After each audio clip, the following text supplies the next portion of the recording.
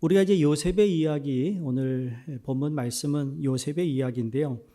요셉의 믿음을 이야기하라 그러면 여러분 요셉을 어떻게 소개하시겠습니까? 이제 수요 강해 설교도 이제 요셉 이야기만 남겨두고 있습니다. 지금까지 야곱의 이야기를 했는데 이제 앞으로 요셉의 남은 생애를 우리에게 말씀하시는 내용들을 우리가 볼 거겠지만 어떻게 보면 이게 참 타이밍이 맞는 것 같아요. 수요 강해 설교를 시작하기 전에 이제 요셉의 믿음에 관해서 오늘 히브리서 기자가 우리에게 주시고 있는 말씀이 참 독특하다라는 생각을 해봅니다.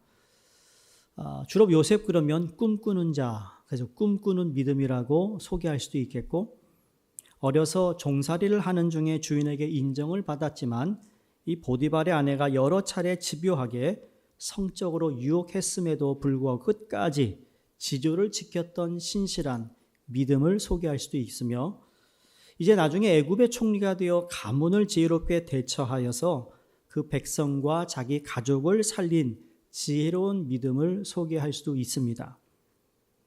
근데 오래전에 읽은 책 가운데 요셉의 이야기를 이야기할 때 두 가지 단어를 사용하는 것을 읽은 적이 있어요. 하나는 요셉은 항상 굿뉴스, 좋은 소식이 있었다면 그 좋은 소식이 끝나자마자 배드뉴스, 나쁜 소식이 전개된다. 여러분 처음 굿뉴스는 뭐예요? 아버지의 사랑을 독차지했어요. 배드뉴스는 뭐죠? 형들이 그걸 시기했어요. 유일하게 아버지는 이 요셉을 참 사랑하고 좋은 걸 입히고 먹히고 입혔어요. 그래서 어떻게 되죠? 그 배드뉴스는 형들이 이 동생을 인신매매에 팔아버려요. 그 좋은 뉴스는 뭐죠? 좋은 주인을 만나서 이제 그 주인의 집에 모든 것을 관리하는 책임자가 됩니다. 근데 배드뉴스는 뭐죠? 보디발의 아내, 성적 유혹을 이걸 잘 이겼는데 불구하고 어떻게 되죠? 감옥에 가요. 감옥에 가는데 굿뉴스는 뭐예요? 왕을 모시던 신하들이 들어왔는데 그들의 꿈을 해몽해 주었더니 고맙다가 내 너를 잊지 않겠다.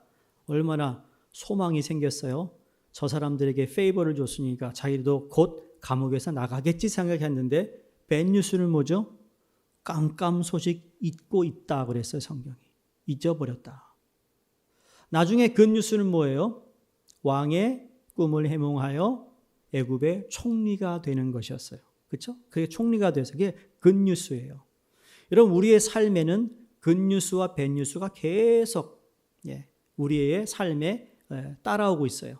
오늘 좋은 것을 내가 소식을 얻었다면 그 다음날 또 나쁜 소식이 기다리고 있어요. 이게 계속 반복되는 상황 가운데 중요한 건 뭔가 하면 요셉이 다행히도 마지막은 무엇으로 끝났습니까? 굿뉴스로 끝난 거라는 거죠.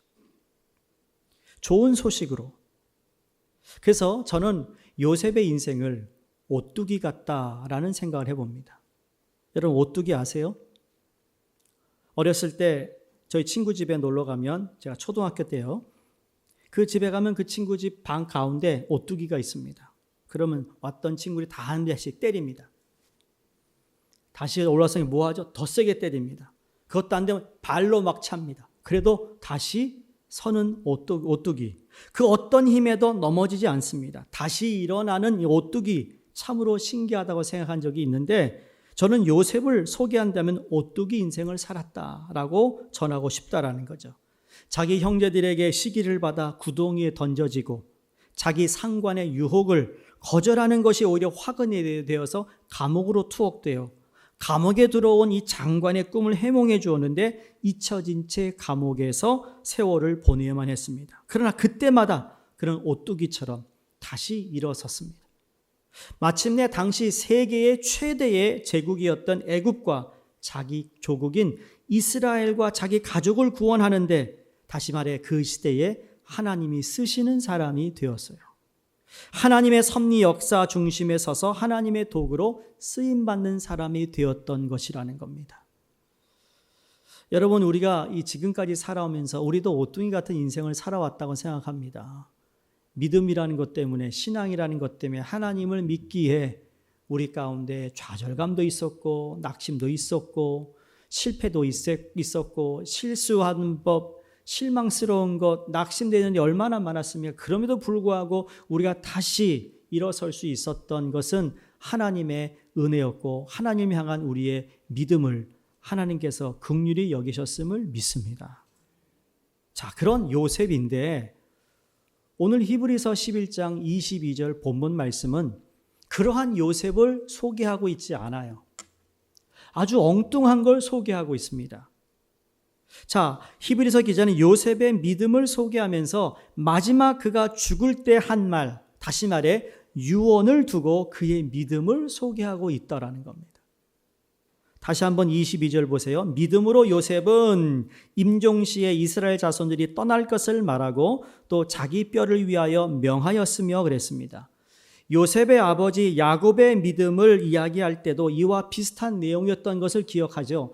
21절에 믿음으로 야곱은 죽을 때에, 그래서 야곱도 죽을 때 믿음으로 죽었는데 요셉도 죽을 때 믿음으로 죽었다라는 겁니다. 그래서 믿음으로 살고 믿음으로 죽었던 요셉을 우리에게 이야기하고 있습니다. 여러분, 믿음으로 살고 믿음으로 죽는 거 뭐 그렇게 대단하지 않은 것처럼 보이죠? 그런데 이것을 강조하고 있다라는 거예요. 야곱이 죽을 때 믿음으로 죽은 것처럼 요셉도 죽을 때 믿음으로 죽었다라는 말씀을 하는데, 자, 요셉이 80년을 이방 나라에 삽니다. 애굽에서 살아요.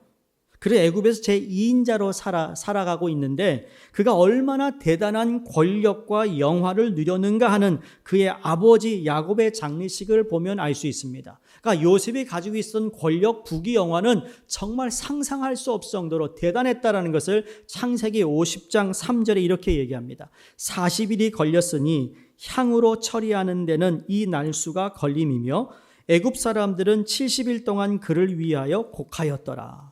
자, 며칠 동안 장례를 치렀어요? 70일 동안. 근데 며칠 동안 야곱에다가 향을 발랐어요? 40일 동안. 여러분, 이러한 장례를 본 적이 있으세요? 어찌 보면 그날 우리가 알고 있는 피라밋에 미라를 만들어서 왕을 모시는 것처럼 이 야곱을 위해 70일 동안 물었습니다. 그리고 40일 동안 그의 몸에 향을 발랐습니다. 이걸 통하여 종교개혁자인 마틴 루터가 이렇게 이야기합니다. 성경에서 이처럼 상세하게, 이처럼 존경스럽게 기록된 장례는 없다. 야곱이 왜 이런 대접을 받았습니까? 누구 때문이죠? 그의 아들 요셉 때문이죠. 장례식에 어떤 사람이 참여했는가 보았더니 창세기 50장 7절에 요셉이 자기 아버지를 장사하러 올라가니 바로의 모든 신하, 바로 궁의 원로들, 애굽 땅의 모든 원로들이 다 참석합니다. 50장 9절에 보면 거기에 군사와 기병도 동원이 됩니다. 얼마나 성대했는지 이 장례식으로 인해 새로운 지명이 생겨날 정도였습니다. 이것은 무엇을 말합니까? 그만큼 요셉의 부귀 영화를 누리고 살았다는 것이 증명되는 말씀입니다. 네, 여러분, 이 정도 되면, 이 정도의 사람이라면, 여러분, 이 정도의 사람이 믿음을 갖고 산다는 것 대단한 일 아니겠어요? 그런데 질문은 이러한 믿음을, 이러한 부귀 영화와 이러한 권력을 가지고 있는 사람이 여러분 이러한 자리에서 믿음을 유지하며 믿음 생활을 할 수 있는 것이 쉽겠습니까? 어렵겠습니까? 다시 말해서 믿음을 생활을 계속 일관적으로 할 수 있는 것에 대한 여러분 그 확률이 높을까요? 낮을까요?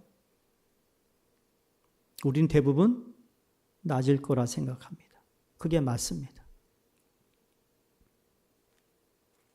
어려울 때는 신앙생활 열심히 하다가 조금 부자가 되고 나서 조금 돈이 생기니까 말이죠. 안 가던 휴가를 가기 시작하잖아요. 그렇죠? 휴가 가는 거 뭐라 하는 거 아니에요. 다니세요. 다녀오세요. 우리 건강이 필요한 겁니다. 제발 좀 가세요. 아프지 마시고 다녀오세요. 움직일 때 가세요. 네. 조금 높은 지위에 올라가고 나면 조금 배웠다고 하면 조금 인기와 명예를 얻으면 신앙생활을 멀리하는 더 많이 보잖아요. 그렇죠? 신앙생활 잘하던 어느 날 어느 교회에 그 아이가 인기 가수가 되니까 교회를 멀리 하더라고. 그 목사님이 괜히 축복 기도해 줬다고 그러더라고요. 중고등까지 교회를 잘 다니던 아이가 대학을 들어가면서 조금 배우고 반기독교적인 책 한 권, 그것이 전부인 양 교회를 떠나 신앙과 멀어진 아이들도 많다고 합니다. 미국뿐만 아니라 한국도 그렇고요. 그런데 요셉은 어릴 때 험한 꼴을 당하며 살 때도 믿음으로 살았고, 종생활하며 유혹받을 때도 믿음으로 살았고, 억울하게 감옥 생활할 때도 믿음으로 살았고, 이거 대단한 거죠. 근데 더 대단한 건 뭔지 아세요? 국무총리가 되어서도 믿음으로 산 것이라는 거예요.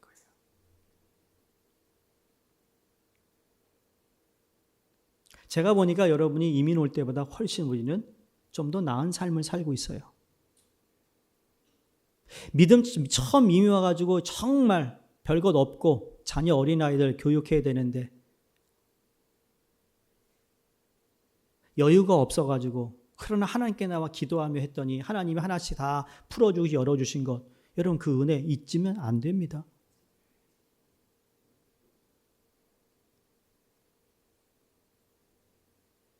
그래서 오늘 마지막 죽음의 자리에서도 믿음으로 죽었다라는 것이 참 우리가 박수를 쳐줘야 된다는 의미입니다. 야곱의 죽음과 요셉의 죽음을 표현할 때 사용된 죽음이라는 단어, 이 단어가 같은 단어를 쓰지 않았습니다.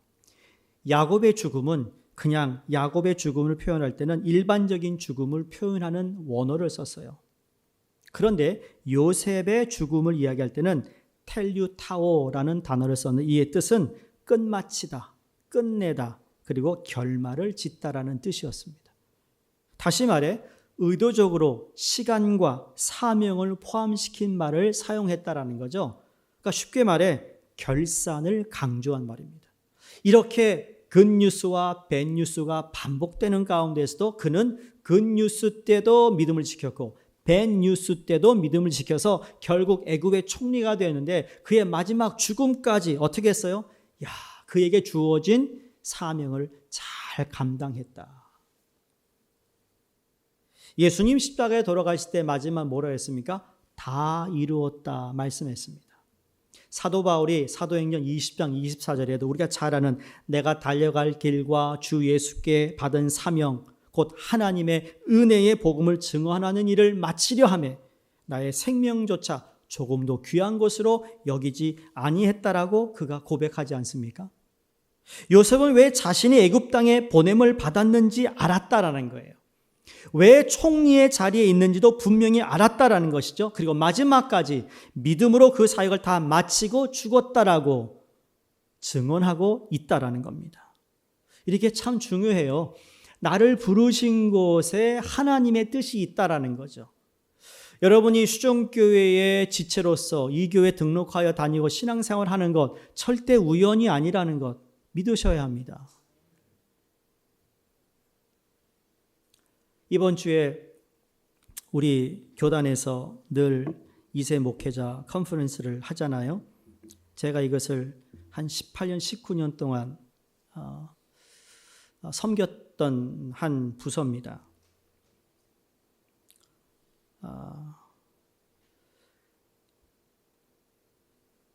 이제 저희 교회에서 할 때는 우리 부교육자나 또 김주웅 목사님이 있어서 함께 그 일을 이렇게 준비해서 보고를 받고 준비를 같이 하지만 서부는 멀리 있으니까 서부에 있는 목회자 중심으로 준비를 이번에 했어요. 참 열심히 준비를 했더라고요. 그래서 제가 그런 마음이 들었어요. 내가 좀 한 발짝 뒤로 물러서도 되겠다라는 마음이 들었어요. 2세 목회자들 컨퍼런스가 내가 앞에서 막 끌어당기고 밀고 후원금 만들어내고 해서 했던 것 이제는 그렇지 않아도 충분히 우리 2세 목회자들이 이 일들을 앞으로도 해나갈 수 있겠다라는 마음이 생겨서 얼마나 감사한지 모릅니다. 근데 이번 컨퍼런스에 저하고 저는 이제 영어권 목회자 사이에서는 원로거든요. 원로예요.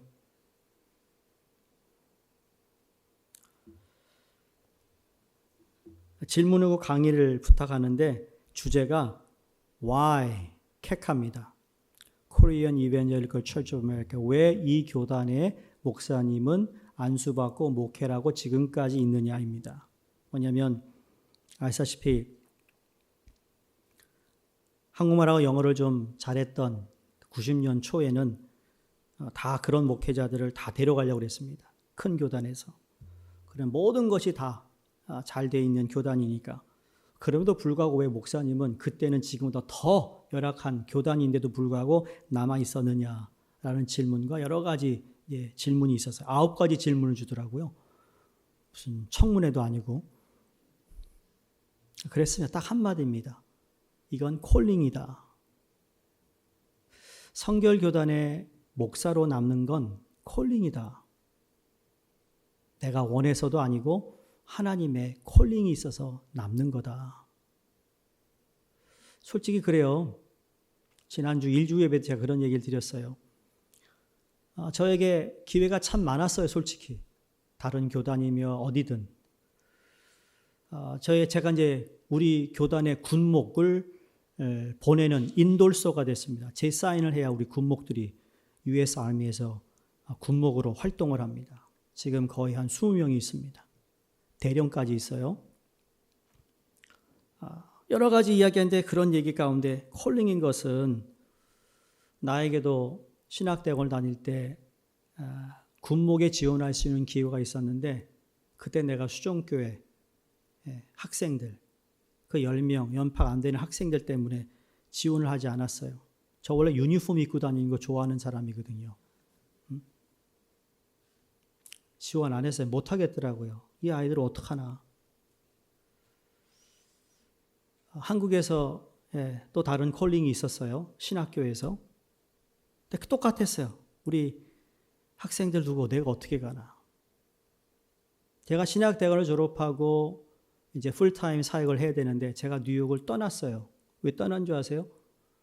내가 가르치던 학생들을 정이 들었는데 내가 만약에 풀타임 포지션을 주는 뉴욕에 있는 다른 교회로 갔다면 이 아이들이 얼마나 상처를 받을까. 그래서 내가 멀리 갔어요. 그래야 이해를 할 것 같아서. 그게 모든 게 다 콜링이라는 거죠. 콜링. 나보다 훨씬 더 좋은 환경으로 왔다면 지금보다 그러면 말이 좀 달라지겠지만 그렇지 않았어요. 항상 새로 개척을 해야 되는 것 같아요. 왜 이 말씀을 드리냐면 요셉이 자기가 지금까지 살아온 모든 것, 자기가 지금 자리에 애굽의 총리까지 오게 된 것을 다 하나님께서 나를 위해 준비해 놓으신 것이고 그건 나의 사명이었다라는 거예요. 시작과 과정과 끝 모두가 다 믿음으로 그가 하나님 앞에 순종했던 것이죠. 자, 요셉이 어렸을 때 믿음으로 자랐어요. 청년기에는 믿음으로 일관했어요. 장년기에는 믿음으로 삶의 책임을 다했고 임종시에는 요셉의 믿음으로 사명을 다 이루고 마감했기에 오늘 요셉의 죽음이 바로 야곱의 죽음과 다르다라는 것을 우리에게 말씀하고 있다라는 겁니다. 이 말씀을 히브리서를 받아보는 그 당시 사람들에게 어떤 교훈을 주었을까 생각해 봅니다. 유대교에서 예수님의 십자가의 죽음과 부활을 믿고 기독교인이 된 사람들인데 로마의 박해와 유대인들의 따돌림을 수많은 어려움을 겪고 있는 사람들에게 야 너희들이 믿음으로 시작했는데 그 정도 여러분 믿음으로 가야 되며 마지막도 믿음으로 인생을 마감해야 된다는 의미에서 요셉의 죽음을 히브리서 기자가 그들에게 전해 주었다고 믿습니다. 두 번째 요셉의 믿음을 보면 죽을 때까지 하나님의 중심에 약속을 붙들었던 것이죠. 보세요. 첫 번째 유언을 보면 이스라엘 자손들이 떠날 것을 말하고 그럽니다. 여기 떠날 것, 떠나라라는 말로 번역된 원어가 엑소두입니다. 엑소두. 이 엑소두는 출애굽기를 영어로 엑소더스라고 하죠. 엑소더스, 떠난다라는 의미를 가지고 그래서 출애굽기는 그렇죠? 애굽을 떠난다. 그 기행을 얘기하는 거예요. 그 말대로 엑소더스, 떠난다라는 것을 우리에게 주는 거죠. 출애굽기는 떠나는 거예요. 떠나는 거. 애굽에서 약속의 땅 가나안으로 떠나는 것입니다.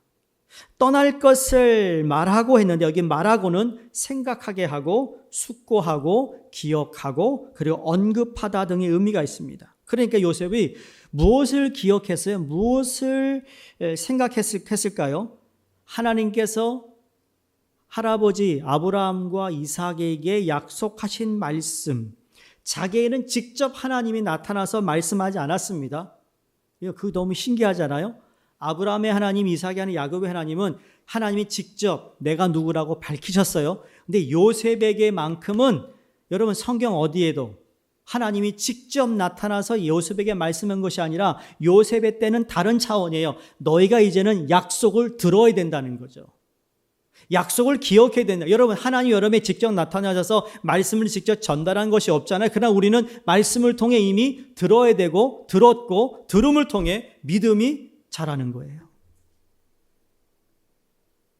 아버지가 유언으로 남기신 것, 할아버지가 유언으로 남기신 것을 죽을 때까지 기억하고 애굽을 떠나라는 것을 그는 그 약속을 붙잡았다라는 거죠. 그래서 믿음은 들음에서 나며 들음은 그리스도의 말씀으로 말미암았다고 하신 말씀이 맞는 말씀입니다. 자, 이런 믿음이 쉬운 믿음이었을까요? 절대로 쉽지 않습니다. 지금 야곱, 요셉, 그리고 그의 자녀 3대까지 부귀영화를 누리고 있을 때입니다. 자신들이 살고 있는 땅이 가장 기름진 땅이었고 가장 문명이 발달한 땅이었어요. 미래가 보장된 땅입니다. 대대손손 권력과 부와 명예를 누리고 살 수 있는 땅이 지금 그들이 살고 있는 땅입니다. 그런데 그것을 떠난다는 것 여러분 절대 쉽지 않습니다. 내게 익숙한 땅을 떠나는 것도 쉽지 않은데 내가 많은 것을 누리고 있는 땅을 내려놓고 간다는 것 여러분 쉽지 않다고요. 그런데 떠납니다. 왜? 믿음 때문에, 약속 때문에 떠나는 거예요. 떠나는 것이 쉽지 않음에도 불구하고 가능케 한 것이 믿음이었던 것이죠. 요셉이 무엇을 믿었습니까? 자기 아버지로부터 들은 하나님의 약속, 할아버지부터 들었던 임종시의 하나님의 약속과 하나님의 인도를 전적으로 믿는 하나님 중심의 믿음을 가지고 있었습니다. 요셉은 하나님이 자기와 함께 하신다는 믿음을 가졌고 그 하나님을 경험했던 것입니다. 여러분 자녀들에게 아마 1세 이민 생활을 하는 우리들이 하나님을 더 많이 경험하고 만났을 거라고 저는 생각합니다. 그렇죠? 우리는 더 열악한 환경에서 살아가야 했기 때문에. 우리 자녀들은 나같이 열악한 환경은 아니잖아요, 지금. 엄마가 다 도와주고 아빠가 도와주니까 별 어려움 없이 살아가고 있거든요. 그러니까 요셉이 훨씬 더 하나님을 많이 경험했던 것이죠. 그 자녀들보다. 여러분 요셉이 아버지 집에서 귀염을 한 번 받았던 정말 아낌받았던 아들이에요.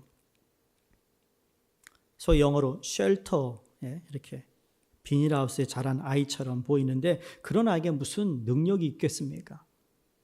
그가 강제로 인신매매된 형제들로부터 집을 떠나야 했다고 했잖아요. 근데 어떻게 되었습니까? 부모 형제를 떠났더니 죽었던가요? 죽었나요? 그렇지 않습니다. 아마 요셉은 이것만은 기억한 것 같아요. 내가 집을 떠나 아버지, 형제, 익숙된 것, 내가 아끼는 것 모든 것 다 떠나도 하나님은 함께 하셨다. 이걸 믿었던 거죠. 그래서 어떻게 되었습니까? 창세기 39장에 보면 그 내역이 나옵니다. 2절에 여호와께서 요셉과 함께 하심으로 그가 형통한 자가 되어 그의 주인 애굽 사람의 집에 있으니. 같은 장 21절 여호와께서 요셉과 함께 하시고 그에게 인자를 더하사 간수장에게 은혜를 받게 하시며. 또 23절에 간수장은 그의 손에 맡긴 것을 무엇이든지 살펴보지 아니하였으니 이는 여호와께서 요셉과 함께 하심이라. 여호와께서 그를 범사에 형통하게 하셨더라. 할렐루야. 함께 했다.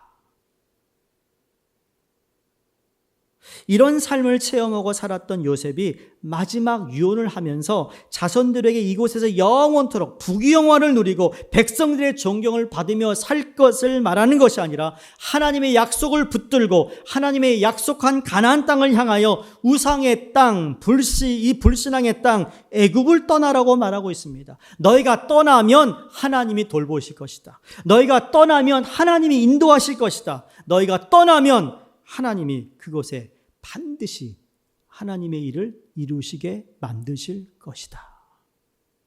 믿으세요? 여러분 지금 떠나지 못하고 있어요. 여러분 익숙한 그 삶의 패턴 말이에요. 거기에 그냥 젖어 있어요. 생각은 있고 마음이 있는데 실천이 안 되는 거 있잖아요. 과감하게 떠나실 수 있길 바랍니다. 아직도 여러분 좋지 않은 버릇을 가지고 계세요? 습관이 있습니까? 떠나셔야 합니다. 그래서 믿음이 우리에게 귀한 것입니다. 떠나지 않고는 새로운 것을 받을 수가 없습니다. 떠나지 않고는 하나님이 하신 일을 경험할 수가 없습니다. 마치 우리가 한국을 떠나 아무도 모르는 미국 땅에 살면서 얼마나 어려웠어요. 그때 하나님만을 붙잡았던 여러분 그 신앙이 다시 회복되어야 됩니다. 오늘도 동일하게 우리에게 주시는 메시지 아니겠어요? 부모와 직장과 세상을 다 떠나는 이야기 아닙니다. 떠나라니까 무슨 교회를 떠난다 이게 아니라 인간 중심에서 하나님 중심으로 떠나는 것입니다. 여러분이 제대로 신앙생활하지 못하게 하는 나의 발목을 잡고 있는 것, 그것이 돈이 되었던, 여러분 시간이 되었던, 여러분의 쾌락이 되었던, 취미생활이 되었던, 그것 때문에 신앙생활을 못한다면, 제대로 못한다면 떠나라는 거예요, 하나님이. 이성 중심에서 말씀 중심으로 떠나라고 말씀합니다. 각종 우상 숭배에서 하나님만 경외하는 삶으로 떠나라는 것입니다. 세상이 전부라고 생각하고 그곳에만 파묻혀 살지 말고 영원한 천국이 있다는 사실을 믿고 먼저 그 나라와 그 의를 구하는 삶으로 떠나라는 것입니다. 이익과 편리와 쾌락 중심에서 사명 중심으로 떠나는 것이에요. 보이는 것만이 전부가 아니라 현세 중심에서 내세 중심으로 떠나라고 하시는 말씀이에요. 사랑하는 성도님들, 하나님 중심의 삶을 위해 떠나시기를 주의 이름으로 축원합니다. 마지막으로 요셉은 공동체의 유익을 생각한 믿음입니다.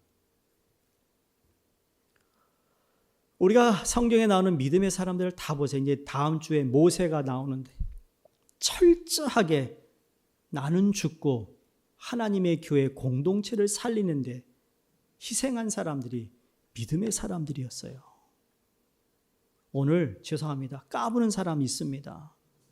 자기 신앙이 좋다고 자기의 논리를 펴서 자기 것이 맞다고 하는 사람들이 간혹 있습니다. 좋아요. 그것까지 좋아요. 근데 그것 때문에 교회가 어려워지고 교회가 힘들고 누군가 시험을 낸다면 그 잘못한 거라는 거예요. 예수님께서 연잣돌을 목에 걸고 물에 빠지라고 한 거가 똑같은 거예요. 그만큼 책임 있는 거예요. 나 한 사람 때문에 누군가 교회를 실족하고 멀어졌다? 책임지라는 거예요, 하나님이. 보세요. 유언의 두 번째는 믿음으로 자기 뼈를 위하여 명하였다 그랬습니다.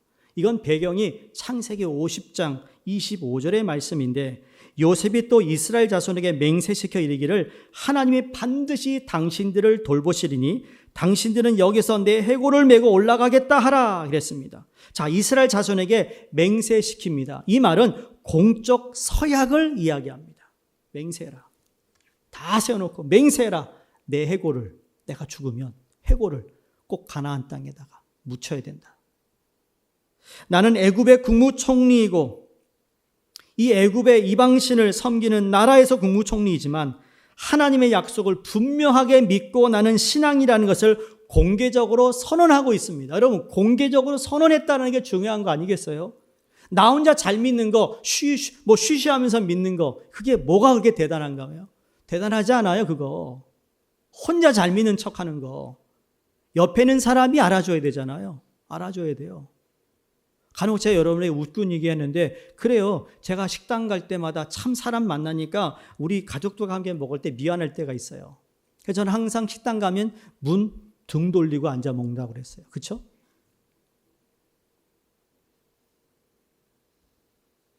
한 번은 말이에요. 그냥 괜찮겠지 했다가 밥 먹다가 한 3-4번이나 인사한 적도 있어요.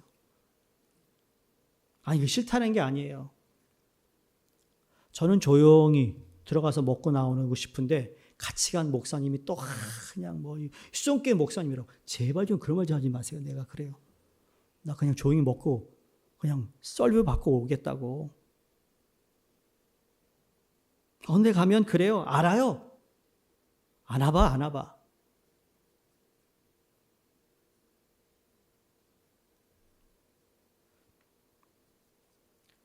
왜냐면 공개적으로 내가 누구인지를 알리게 될 때는 그만큼 더 잘해야 되잖아요. 팁도 더 많이 내야 될 거 아니야. 그것도 어느 교회 목사라는 걸 아는데 말이야. 저 목사님 정말 짠돌이야. 그 얘기 들으면 되겠어요? 여러분이 욕먹지. 여러분, 공개적으로 내가 누구다라고 얘기하는 거 쉽지 않아요. 근데 묻고 싶습니다. 여러분이 거래하는 거래처나 여러 일하는 동료들이나 여러분이 그리스도인이다. 교회 참 신앙생활 잘한다. 믿음이 있는 사람이다라고 인정받으시나요? 인정까지는 아니더라도 공개적으로 내가 신앙을 지키는 사람이라는 것을 알고 있나요? 그거 중요합니다. 그게 하나님 나라에 속한 백성들의 삶의 자세거든요.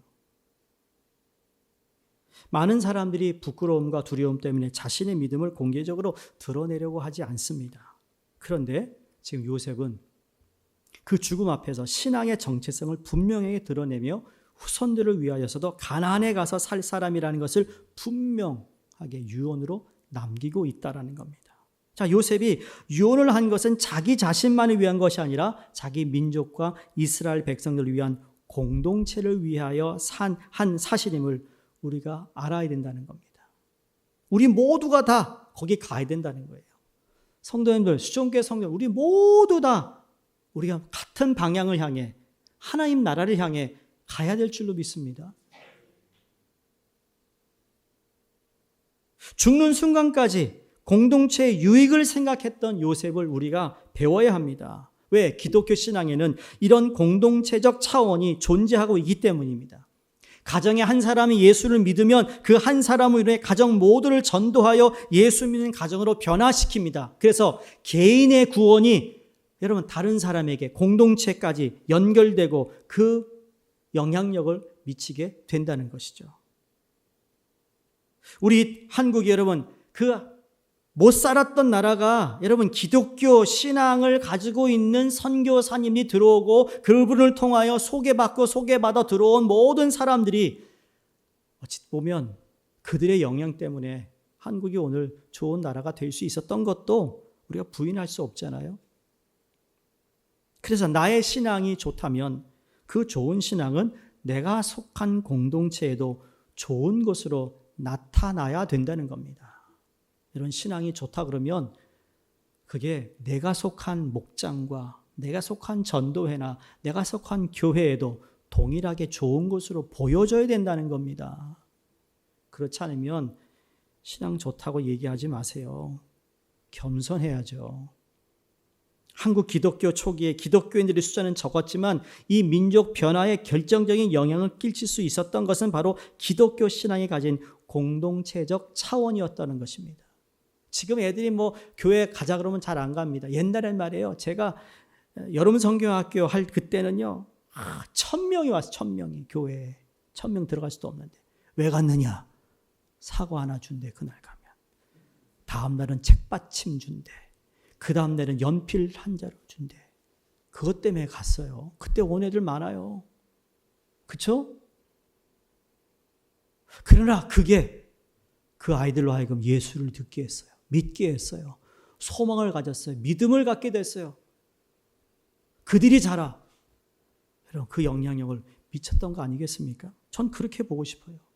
그러나 오늘날 교회들의 숫자는 많아졌지만 더 이상 이런 사회적 영향을 끼치지 못하고 있다고 생각합니다. 왜? 우리 신앙에서 공동체적 차원을 망각한 것이 아닐까라는 생각을 합니다. 이유가 무엇일까? 어느 신학자의 글을 보니까 우리나라가 농경 문화 때문에 그렇다는 얘기를 합니다. 다 그런 건 아닌데 그분이 얘기하는 건 요점은 이겁니다. 여러분, 농경 문화란 한 곳에서 대대로 여러 세대가 오래오래 농사를 지어왔습니다. 그래서 낯선 사람에 대한 경계심을 갖는다는 거예요. 예를 들자면 울타리를 세워 살고 문을 닫고 사는 전통입니다. 내 집과 당신의 집에 대한 철저히 구분을 짓습니다. 그런 전통이 농경 문화의 전통입니다. 그렇지 않겠어요? 논이나 밭을 가는데 저 사람 논을 다시 이렇게 심는다고 땅을 쭉 더 밀어서 요만큼 자기가 땅덩어리를 더 차지하면 어떻게 됩니까? 큰일 나죠. 뭐 대판 싸우는 거 아니겠어요? 우리 옛날에 많이 싸웠잖아요. 땅 따먹기 하다가. 여러분, 땅 따먹기 남자들 기억하세요? 구슬로 땅 따먹기. 아유, 하루 지나면 내 땅 아닌데 말이에요. 그 땅 찾겠다고 몇 시간 동안 막 구슬 굴리기 연습하고 구멍에 넣는 거 연습하고. 무슨 말인지 모르시죠? 여자분들 아세요? 탐보에 계세요? 남자분들 아시죠? 왜 이렇게 모른 척해? 모르죠. 뭐 지금 30대 이하는 모를 겁니다. 40대 이하 모르겠어요. 그래서 내 땅도 아닌데 내 땅처럼 땅 따먹기. 그러니까 내 집만 챙긴다는 거예요. 그런데 서구 문화는 유목 문화인 경우가 많다라는 겁니다. 그럼 차이가 무엇일까? 여러분, 유목 문화는 담을 쌓지 않아요. 왜? 자주 이동해야 되기 때문에. 움직여야 되기 때문에. 집과 집 사이에 담이 별로 없습니다. 81년도 미국 처음 왔을 때 미국 왔더니 집집마다 담이 없어요. 우리 지금 많이 익숙해진 겁니다. 담이 없잖아요. 담이. 보셨어요? 담이 있는 집? 아니요. 별로 없어요. 이렇게 보면 뒷마당이 보여요. 한국 같으면 큰일 나요. 보이면 안 돼. 이게 다르다라는 거예요. 그러니까 쉽게 공유하는 문화가 형성될 수 있었는데 우리 한국 사람은 그렇지 못해요.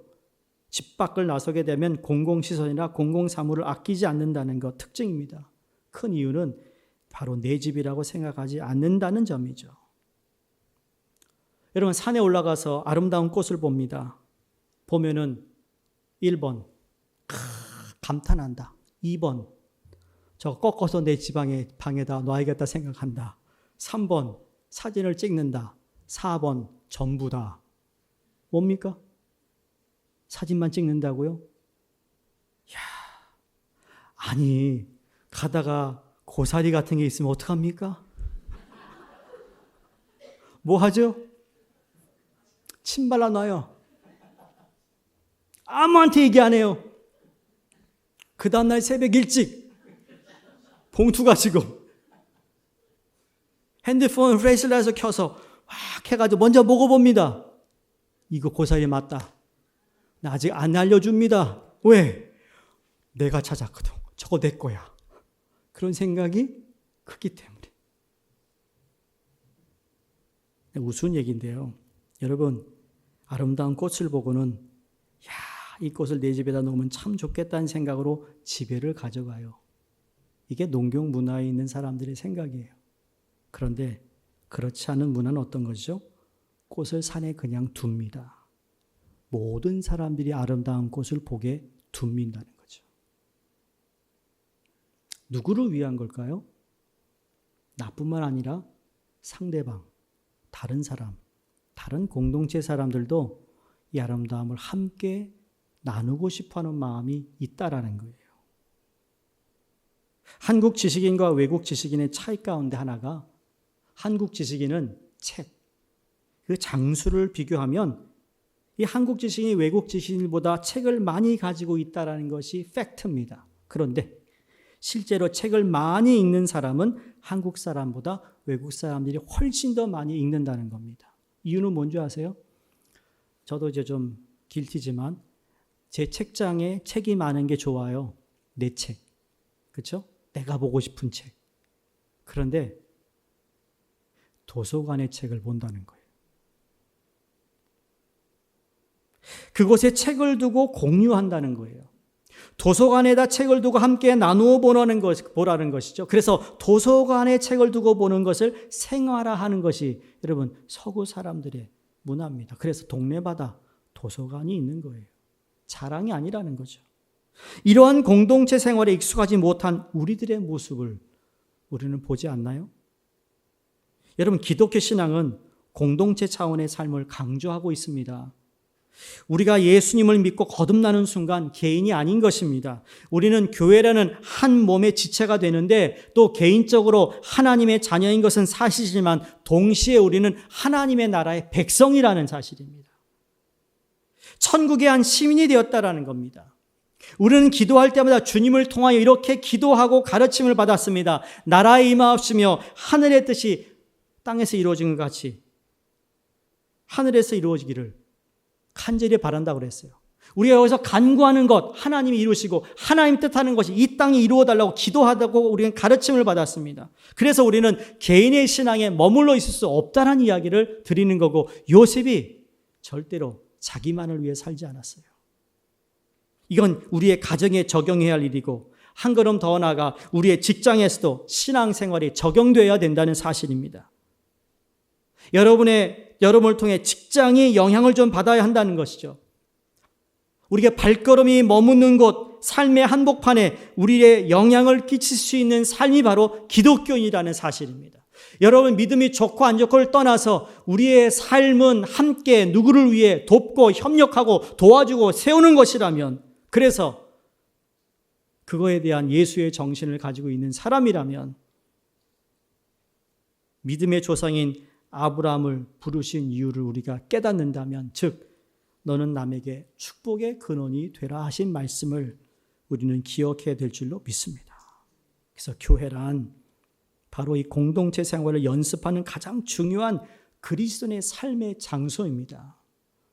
여러분이 그렇게 살지 못하면 여러분 자녀에게도 그렇게 강요 못해요. 그 부끄럽다고 생각하지 않으세요? 내가 못하는데 어떻게 자녀들에게 강요하겠어요?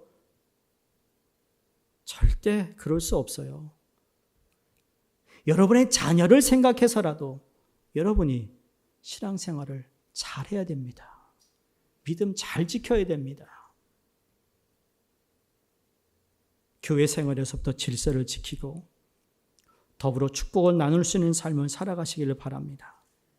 공동체에 유익이 되는 믿음을 꼭 가지시기를, 실천하시기를 바라며 요셉이 좋은 소식과 나쁜 소식이 반복되는 그러한 삶 가운데 사건 속에서도 오뚜기같이 넘어져도 다시 일어나서 또 다시 일어나서 믿음을 지켰던 사람처럼 우리도 똑같이 그 믿음을 지켜 하나님께 영광 돌리는 삶이 되시기를 주의 이름으로 축원합니다. 기도하겠습니다.